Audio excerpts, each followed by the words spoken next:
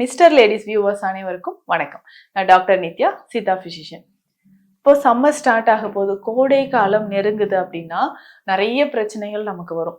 அதாவது நம்ம உடல்ல உஷ்ணம் அதிகரிக்கும். உஷ்ணம் அதிகமாகும் போது அது தொடர்பாக வரக்கூடிய நோய்கள் நிறைய இருக்கு. தலைமுடி உதிர்தல்ல இருந்து ஸ்கின் ட்ரைனஸ் ஆக ஆரம்பிக்கிறது. அடுத்தது பார்த்தோம்னா தோல்ல நிறைய இச்சிங், அதிகமா ஸ்வெட்டிங் ஆகுது. ஸ்வெட்டிங் வருது, அதாவது அதிகமா வியர்வை வர இடத்துலலாம் நமக்கு வந்து தோல் சிவந்து சிவந்து காணப்படுறதை நம்ம பார்க்க முடியுது. இதை தாண்டி இன்னும் உடல் உஷ்ணம் தொடர்பாக வரக்கூடிய நிறைய பிரச்சனைகள், கண் எரிச்சல்ல இருந்து இன்டைஜஷன், செரியாமை பிரச்சனை, அதிகமா வயிற்றுல வந்து உப்புசம் ஏற்பட்டு புளிச்ச ஏப்பம் வர்றது, கான்ஸ்டிபேஷன், மலச்சிக்கல் தொந்தரவு வர்றது, இந்த மாதிரி நிறைய பிரச்சனைகள். அதே மாதிரி மூலம், பௌத்திரம் அப்படின்னு சொல்லக்கூடிய ஃபிஸ்டுலா, ஆனல் ஃபிஷர், இந்த மாதிரி நிறைய பிரச்சனைகள். அதாவது மூலாதார சூடு அப்படின்னு சொல்லுவோம். இந்த மூலாதாரத்தில் ஏற்படக்கூடிய அதிகமான உஷ்ணத்தினால் வரக்கூடிய பிரச்சனைகளும் நமக்கு நிறைய ஏற்படுது. இந்த மாதிரி கோடையில் ஏற்படக்கூடிய பிரச்சனைகளை நம்ம ரொம்ப எளிமையான முறையில வீட்டுல இருந்த மாதிரி நம்ம எப்படி சமாளிக்கலாம், இல்ல தேவைப்பட்டால் என்னென்ன சித்த மருந்துகள் எடுக்கலாம் அப்படின்றதையும் பார்க்கலாம். பொதுவா கோடை காலம் வருதுன்னா நம்ம உடல்ல உஷ்ணம் அதிகரிச்சு காணப்படுதுன்னு சொல்லலாம். ஏன்னா இப்போ வெளியில அண்டத்தில் உள்ளதே பிண்டம், இந்த மாதிரி நம்ம வெளியில அதிகமா உஷ்ணம் அதிகமாக நம்ம உடலையும் உஷ்ணம் அதிகமாகும்.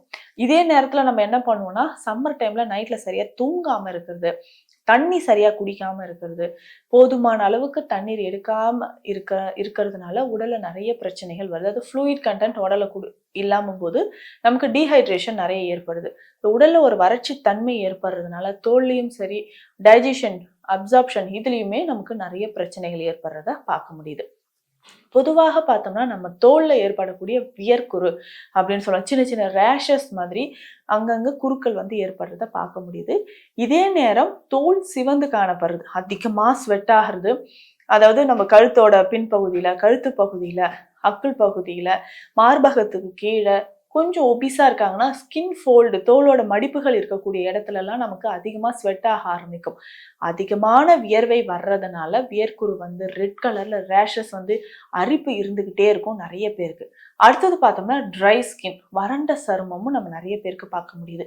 இந்த சருமத்தில் ஏற்படக்கூடிய இந்த பிரச்சனைகளை, அதாவது கோடை காலத்தில் ஏற்படக்கூடிய பிரச்சனைகளை நம்ம எப்படி சமாளிக்கலாம், சருமம் வறண்டு போகாமல் இருக்க நாம் என்ன செய்யணும் அப்படின்னா, காஃபி, டீ குடிக்கிறீங்க, முக்கியமா காஃபி குடிக்கிறீங்கன்னா அதை ஃபர்ஸ்ட் ஸ்டாப் பண்ணிடுங்க. காஃபி குடிக்க குடிக்க சம்மர்ல என்ன ஆகும்னா ரொம்ப ட்ரை ஆக ஆரம்பிச்சிடும். வயிற்று பகுதியில் புண்கள், அல்சர் வந்து அதிகமாக ஆரம்பிக்கும். ஸோ தோல் வந்து ரொம்ப நமக்கு வந்து ட்ரை ஆகி என்ன ஆகும்னா ஒரு வறட்சி தன்மை ஏற்பட்டு அதிகமான அரிப்பு ஏற்படும். அதுக்கு அடுத்து முக்கியமா கோடை காலங்கள்ல அதிகமா உப்பு சேர்க்கறத நம்ம அவாய்ட் பண்ணணும்.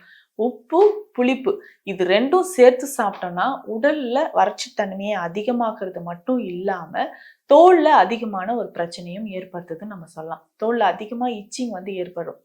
இதை குறைக்கணும்னா உப்புல செஞ்சு அதிகமா உப்பு நிறைய சேர்த்து சாப்பிட்றத அவாய்ட் பண்ணிக்கணும். உப்பு, புளிப்பு இருக்கக்கூடிய அந்த junk food, fast foods, outside food நிறைய நம்ம எடுக்கிறோம். இந்த மாதிரி காரமா ஸ்பைசியா இருக்கக்கூடிய ஃபுட்ஸ் நம்ம நிறைய எடுக்கும்போது உடல்ல வறட்சி தன்மை ஏற்படும். அதே மாதிரி நம்ம நீர்த்துவத்தை நம்ம உடலை தக்க வச்சுக்கணும்னா தண்ணீர் நிறைய குடிக்கணும், பழச்சாறுகள் நிறைய எடுக்கணும். அதுலேயும் முக்கியமா பார்த்தோம்னா ஊறல் குடிநீர் நமக்கு ரொம்ப உறுதுணையாக இருக்கும்னு சொல்லலாம். ஊறல் குடிநீர் அப்படின்னா தேற்றான் கொட்டையோ இல்லை சீரகம், இல்லைன்னா வெந்தயம், நன்னாரி, வெட்டிவேர், இந்த மாதிரி ஏதாவது ஒரு மூலிகையை ஒரு 2-3 லிட்டர் தண்ணியில போட்டு நல்லா நைட் ஃபுல்லா ஊறினதுக்கு அப்புறம் காலையில எப்பவும் நம்ம தண்ணி குடிக்கிற மாதிரி இதை குடிக்கலாம். பெரும்பாலும் நிறைய மக்கள் நம்ம என்ன பண்றோம்னா கோடை காலங்கள்ல பானை தண்ணீரை நம்ம குடிப்போம். அந்த மாதிரி பானை தண்ணீரை குடிக்கும் போது அதுல கொஞ்சம் இந்த மூலிகைகள் எல்லாமே சேர்த்து ஒரு சின்ன துணியில வச்சு முடிச்சு போட்டு அந்த தண்ணீர்ல போட்டு குடிக்கலாம். இதுல என்னென்ன சேரணும் அப்படின்னா தேற்றான் கொட்டை போட்டுக்கலாம், ஒரு கிராம்பு, 2 ஏலக்காய், கொஞ்சம் வெட்டிவேர் ஒரு 4-5 துண்டுகள், நன்னாரி ஒரு சிறு துண்டு, இது எல்லாமே போட்டு ஒரு துணியில நல்லா டைட்டா கட்டி அந்த பானை தண்ணியில போட்டுடலாம். டெய்லி ஒரு முடிச்சு நம்ம இதை வந்து போட்டு போட்டு போட்டு குடிச்சுக்கிட்டே வந்தோம்னா உடல்ல நமக்கு அதிகமான உஷ்ணம் ஏற்படாமல் இது ரொம்ப பாதுகாக்கும். நிறைய பேர் இதை ஃபாலோ பண்ணிட்டும் வராங்க. இப்போ இந்த வருஷம் இதை எல்லாமே நீங்க ஃபாலோ பண்ணீங்கன்னா உடல்ல நிறைய வெப்பம் இல்லாமல் பாதுகாக்கலாம்.